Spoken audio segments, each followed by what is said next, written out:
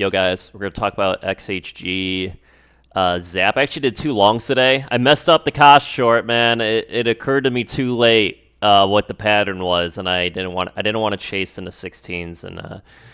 But yeah. And then the trades on Wednesday. Wednesday, I had a loss on AMIX or whatever that was. The market open long didn't work, and then I had the VVPR short. So if you're wondering if I still press my short buttons, I do still press my short buttons.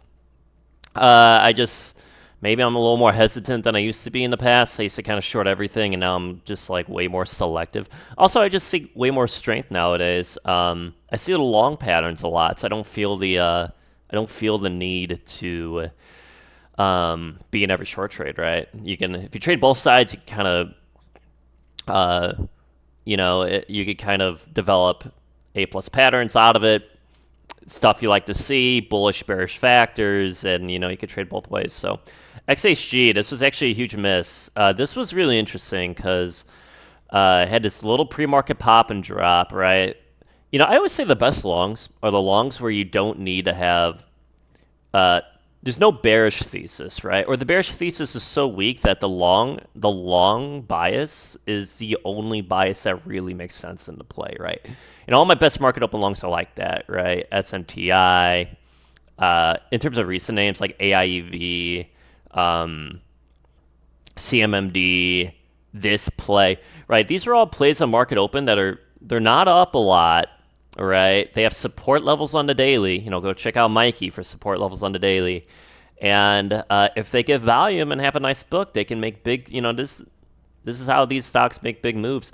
That being said, the volume was a little low, so I was like, I'm good. But what was interesting about this play is that they were throwing up. Whoever was rigging this China name was throwing up these 45K bids and pulling them, and soaking and pulling them and soaking. It was doing like all this crazy bid manipulation, which is interesting because it's interesting that you see such like overly, because it was like 45K bids on a stock that's like trading 100K a minute. It's strange, and they're we'll look at the book, but they kept showing it, pulling it, showing it, pulling it. So when I see very extreme bid-ask games on a stock that's this far down, and then we'll see a different bid-ask game up here, right? We'll see there's kind of the dichotomy of when do big bids or big asks make sense in terms of shorting, in terms of longing, that type of thing.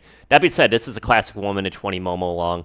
Now, the thing about this play is it already made multiple pushes, and at this point, the stock's up like 75-80%. So it's actually really risky. If you have a stock that already made multiple squeezes, a lot of times, also this was also a 1 minute 20 long. So we had two kind of pattern replication 1 minute 20 longs, right? The one at the top failed and this one worked, which we talked about the same MA being used as support on the way up tends to fail, especially if you start getting, pushes like this. But the reason I went in pretty heavy here and I was bullish bias, because you want to be careful, right? You really do want to be careful on stocks that are already above 50, 60, 70%, already made multiple pushes. The big reason you want to be careful, a lot of times you don't want to long these because of the fail, or even if they work, the reason I was taking profits so aggressively was just because when I long at the top of the range, I'm above VWAP here on a stock up 70%.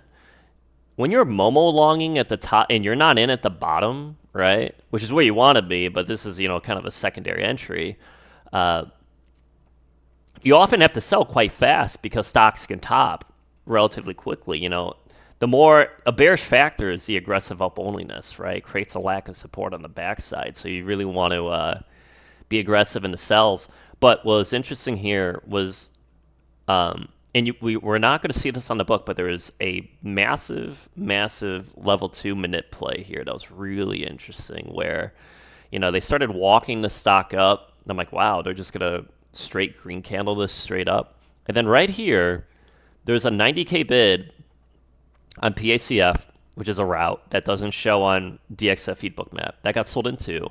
So there's like a 90K bid that got sold into, and then they just ripped it. Now, that's actually, given the high-a-day clear-out short trap Again, we've seen how these aggressive walkdowns could be bullish, right? Because it creates empty space to rotate back into. High day clear out on increasing 1 million volume. So now it has potential rigged volume on this high day clear out pullback. And down here, and by the way, the A plus long, in my opinion, was after this walk down, they stacked this 110 bidder, which was a major area of previous level of interest, as Mikey would say, from the morning soak. And they just started, and I didn't long it. Like, I could have got in 114s, 15s, 16s, 17s.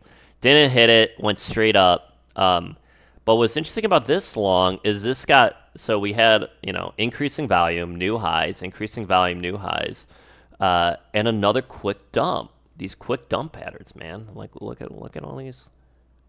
These are the ones you have to pay attention to. And so this was essentially getting walked down right into that 80K, 90K bidder that got sold into, right? So some guy bought 90K at this level. We get a high volume squeeze, and now it's getting walked back down to that level. So I thought that's interesting. That guy, whoever bought all the shares, might be interested in shoving it back up, right? Because he bought so many shares there.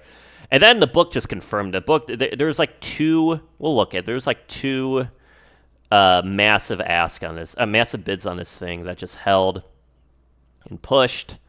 So again, the book is not going to show this, but right around here, a 90K bidder on a route that's not on DXF feed, wherever DXF feed used to be down here, got sold into, rotated, and here's that walk down, right to where that 90K guy was. They put a bid right where that guy was, and then they put another bid. And I always love these double 1 minute 20 taps. You always hear me talk about these double 1 minute 20 taps. So, what is this? XHG. He's like second test of support. It's like, here's the first walk down, aggressive push, second walk down. I make a read on the soak on the second walk down on a lot of 1 minute 20 longs. By the way, 1 minute 20 longs are popping. A trade I wasn't even looking at was B and F here. In this case, it wasn't even necessarily, it was kind of a double tap, but it was more like five straight minutes of being on the 1 minute 24 rotation. So that's enough time to make a read on this. But this was actually sick, and that went up about 70%. So I really 80%. So that was actually the biggest miss of the day. I wasn't even looking at it. I was like, wow, what a Momo long. Yeah, but XHG, second test of support. And they did something even more bullish. Is right before the initiation, they took some off the ask here. Again, we've seen on bearish plays, bids getting pulled, right? In this case, it's a walk down into the key support level where ask are getting pulled in on a stock that's increasing volume. And I was like, yeah, dude, they pulled the ask. Now they should, like, I was just hoping they would initiate it. And, yeah, I started selling because I usually don't like being long at the top of the range like this. And yeah, it just kept ripping. I just kept selling. There was some bid follow-up, so I should have had more faith. But when my average is at the top like that, it's a little not great. The second video, even though I could talk about my ZAPP long today, which I made a tiny bit on, I had the right idea in profit taking, but so the ZAPP long was here. Fake VWAP resistance, right? So massive down-only sell-off. A lot of bearish factors on this name. Sorry, you actually can't see this. A lot of bearish factors on this name. Crazy extension. Hyper-aggressive pre-market squeeze. These hyper-aggressive pre-market squeezes tend to lack support. We got higher lows building into this move. There's a lot of bearish things about this, so I kind of knew that. In terms of profit, that affects your profit taking, right? It's like a big question you always need to ask is, what's the push potential? Because there's times where this exact structure will push new highs and push to $6, $7. There's times where that's a reasonable expectation to have, but it's not on hyper-extended MDR, multiple up-only short squeeze type plays, right? The extension makes that less likely to happen, right? But yeah, I like this. I talk about this choppy under VWAP soak. This is usually on these high volume plays, especially in this like 940 to 1030 time frame, you'll see this like high volume, hyper controlled, super choppy under VWAP. So what I like for the rotation is I love to see VWAP get heavily rejected. A big knife from VWAP is ideal, right? Go look at like MBIO and for like an A plus example, but like you want to see VWAP get touched in like for the manip to work. I like to see big aggressive selling and then a lack of selling or any type of absorption on the bid, right? So 4.5 was my obvious target because there's a huge ask there. So from like a backside liquidity perspective, a lot of times manipulation moves, they're just on these extended names. They're doing like short trappy stuff like this to fill some ask up higher, right? Especially if there's a lack of bid follow up. The higher you go, that tends to happen. Go to ZAPP really fast. This one's going to be pretty short, but right, here's that VWAP push. Takes out all these asks, which is nice, and now the asks are gone. That's also a nice thing about these VWAP projections is sometimes they can clear up the book a bit. And yeah, I actually pulled some of that ask, which is nice to see if your thesis is long.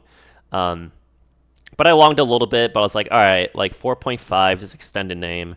I was like, I would love it if it pushed that level. I'll just sell some, and then once it started knifing through the lack of bid support, right? You start getting these single bidders, and there's like these big empty air pockets in between the bidders. If those bids don't catch, or you start to get it catches here, but then you get these like micro 1 minute pushes that start to roll over, and not really what you want to see. But yeah, sold straight down and got out. So I was like the whole trade. But instead of selling, a lot of times you're selling, like say you long down here under VWAP on a ticker that, say it's at the bottom of its move, it's only up like 25-30%, it's trading good volume.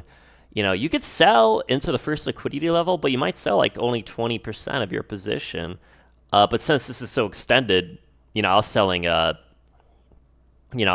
half, right? Because I was like, well, what's the push potential? It's not just, I feel like a lot of people, Mikey Mad Dog, Mikey Underdog, and I talk about this a lot. It's like the entries, it's like we feel like a lot of people focus on entry signals, right? Which is important. You got to be very smart about your entries, right? It's way easier to have a bad entry than a good one.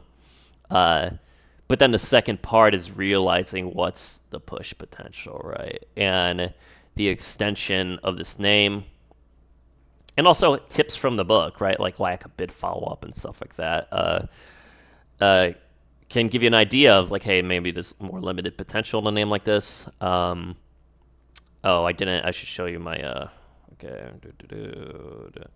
Fuck, man. Okay, sorry, man. I got to go back to XHG.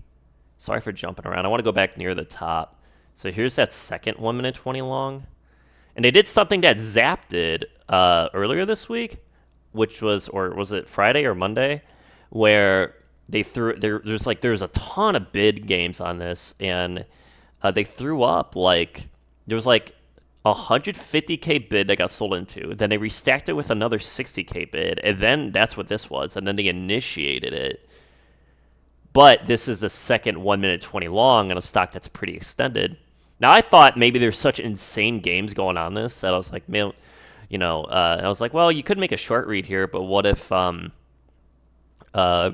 this thing's just a crazy, China stock that goes on a huge run? I was getting into that thinking, but once this bidder started getting sold into, I think I just got out, right? Yeah, I just got out into the bid. So, but yeah, because I knew that that's a potential short read, like big bid at the top on the same MA that it already pushed on, potentially bearish. So in terms of plays I lose money on, everyone talks about, if I lose money, of course I lose money. So it's like AMIX, this was from Wednesday.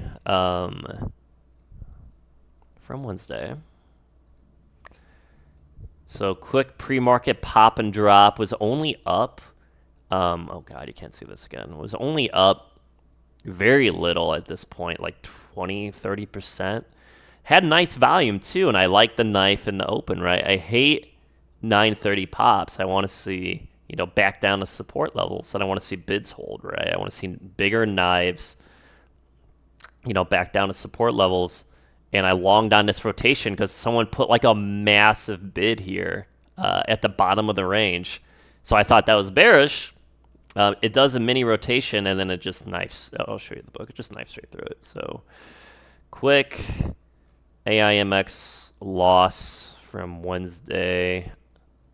I thought I loaded this.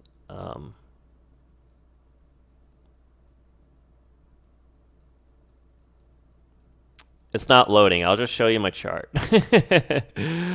Some reason VVPR loaded, but this didn't load.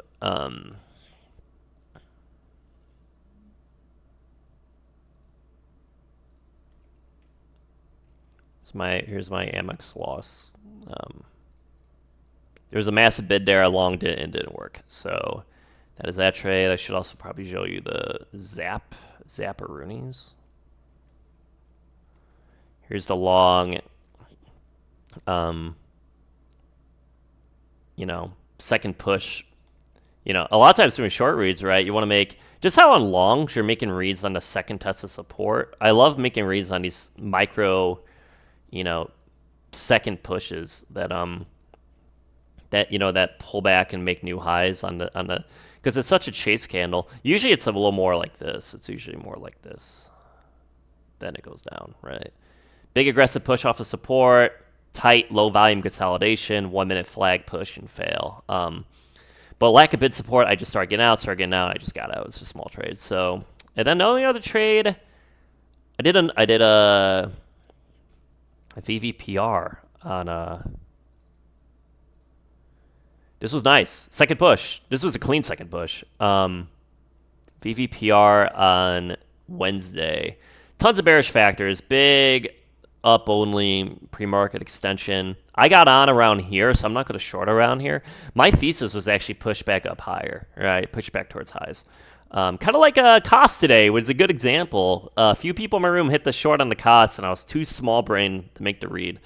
I noticed too late what it was doing, but walk down into open, swipe a bunch of support levels, start to rotate, right? But even though this is a good example of, I'm bullish the walk down into open for a possible rotation, but I'm bearish the overall structure. So the idea would be, if on an extended stock, especially these ones making, pre-market parabolics or these 4 a.m. parabolics and stuff like that, these stocks that are extended in pre-market on aggressive up-only moves. A lot of times I was like, well, I wanted to push, but I'm going to look for it, which is how I was going to do costs today. I just didn't have the read. But VVPR, I actually do have the book for this. This is perfect. So I wanted 4.3.4s, but it gave a really nice signal here, which is where gives an aggressive move, and then had a single 315 bidder. And I actually thought this bidder holding might be bearish if the push following the bidder. You'll see this a lot. You'll see on long traps, they'll purposely hold a lot. You'll see this on like VWAP and stuff like that, where like they purposely hold a level, and there could be bids there, right? And it makes some type of aggressive rotation. And it could be as simple as a little. So this was the candle I was mostly looking. This new hey, look how many asks are up here. And look at the lack of bids. This book is inherently bearish, especially considering the pre-market structure and the extension. But I liked how I actually thought I actually didn't notice this when I was trading this. I thought this ask got filled here, but I guess it doesn't matter because you can kind of tell there's a big this volume dot is currently saying 50,000 shares on Bookmap. And I think even more volume went through this micro push right here. But it stalled really hard. I knew there was a single bidder there, and I knew once this 320 plus push didn't come in, with this ask coming in, I thought this structure is really nice. I shorted it. Only reason I started covering a little early into these bids was because I didn't like how my average was like, I had like a 316 average, and high day from pre-market was 355. But this week, outside of cost, this week was a lot weaker, so the market conditions kind of supported a move like this. That being said, I did probably cover too much too early. But and then I went out with my family, so I actually covered down here and then went out to the beach. And that's my VVPR short, which was nice. nice to be in a short play. I know it seems like I make tons of long videos, but you know, I do like the shorts. I just like A, to have shares that aren't crazy expensive, and B, have a setup that I can believe in, you know, ideally with good market conditions, right? So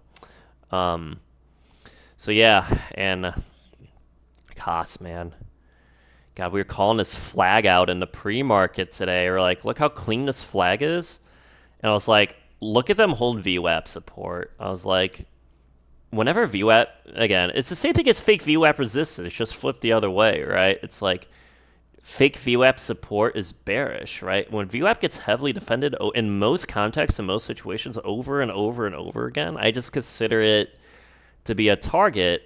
And man, they walked it down, swipe and rip. People longed this in my room because I was like, yeah, man, a VWAP swipe would be nice, right? Swipe VWAP and then push this walk down.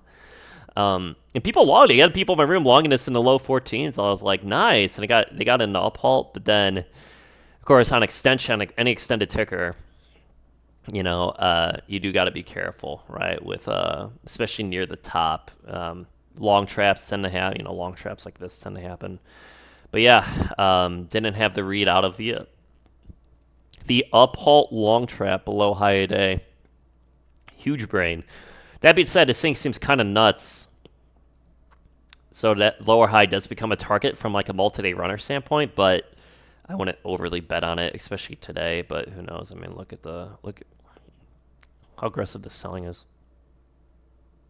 So there's always rotation potential. Anytime you get ultra aggressive, just down halted with some crazy bounce. Multi-day runner perspective could still kind of rotate, and yeah, I actually didn't trade this. Again, I left midday, so I actually told my room, I'm like, hey, I'm not even going to make reads on this. I thought this was an A+ long. I felt so stupid this was one of the cleanest longs outside of a little bit low value, maybe though it did have 400K here. But this was actually, this was an amazing book. I just didn't, it's just one of those things where I was like, the volume's kind of low. I'm not really, because you get like there's like 16,000 share candles here. 16,000 shares per minute, so low. I was like, I'm not going to pay attention to that. And then it literally just goes up 250% or whatever. So, man. Nice little long trap and a short trap. I actually felt dumb for not shorting this. I didn't even have shares until this popped. Again, 1 minute 20. This is kind of like MLGO from... This kind of shows you how a lot of... Shout out to anyone who stayed this long. I didn't know this video was 22 minutes long. But this reminded me of MLGO, where you do like the long trap soak into short trap. That's always the risk on high volume stocks, especially in the morning. What day was that? Was that the 24th? That this day? This was kind of like that. These pushes. Here's the 1 minute 50 failed rotation, and here's the lower high paint but I'm actually thinking of the first day. Was it back here? Yeah, this one. Good example. Good example right here. This one. Again, 1 minute 50, the whole fake 5 minute flag pattern. Knife down to support and then rip. That's what costed right here. Little fake 1 minute 20 rotation, knife back down to support, rip. And then yeah, I left. Sorry for, I heard some people in my room kind of lost a lot of money on this, and it sucks. It sucks to get stuck in a strong one like this. These stocks that make new highs, these quick pullbacks, man. What I'm realizing about the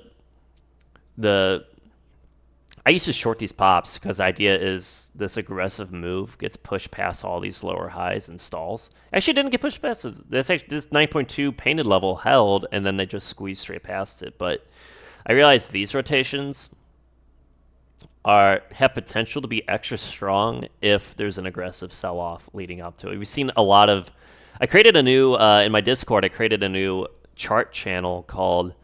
and it's quite rare. You only get a couple of these a month where you get like higher high, like higher highs, in this 10 to 11 time frame, and then like followed by massive midday squeeze. Not super common, but they do happen, and it's worth studying what type of structure led to the pullback. So, I mean, the most important things are the volume, the higher high accumulation here, and then the quick pullback and the rotation, right? The quick pullback, I think, is a major thing, right? Like this, just straight sell off, no liquidity move and rotate, just insane. But sorry to people who lost that. And then I didn't, you know, I'm not, no reads on the rest. I wasn't here the rest of the day. I wasn't even here for the rotation.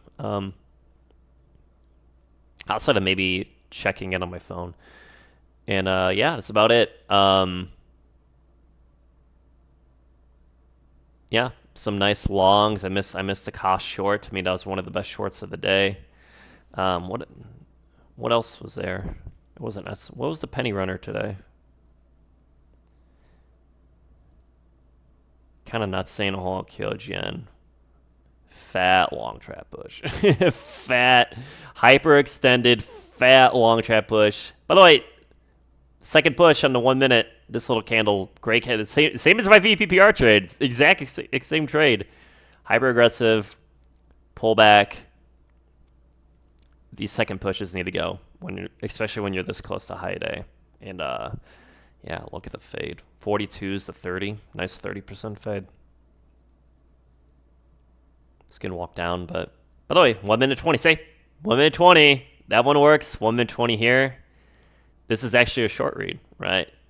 If anything, I'd want this to go higher, go a bit. If this pushed towards 6, it'd be A+. But now the read is aggressive sell-off, what happens down here at support, right? Empty space pocket, what happens. Pretty extended, so could just go straight down. Could just be game over. So cost doing some crazy stuff after the hyper-aggressive sell-off. Makes the rotation potential stronger, right? Get back above VWAP, maybe get up to 15.5, 16. But then, higher lows are building. Got to look at both sides of it. All right, rambling too long on a 27-minute video that I'm sure about 5% of you actually stuck through. That's it for today. You guys have a good one. It was a nice little week. And we'll see, man. We'll see what this crazy play does. Anyways, have a good one, guys. The information down below about the Discord if you want to join. So, see ya.